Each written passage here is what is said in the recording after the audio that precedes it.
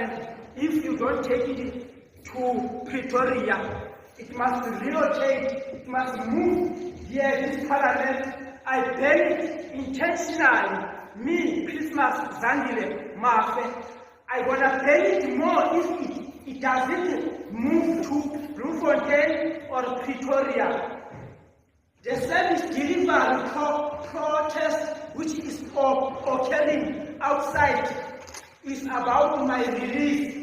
Last year was a service delivery occurred 5,000 service delivery. Most of it was a violence service delivery.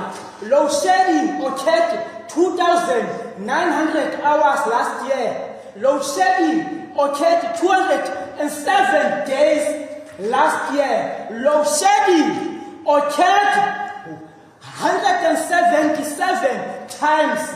I want this parliament to the majority of the people. It must move here from the white, racist, right-wing DA. DA must not be in the parliament. DA are killers, are murderers. They kill blacks. Even now it is democracy. Helen Zille is just a messy, racist, right-wing.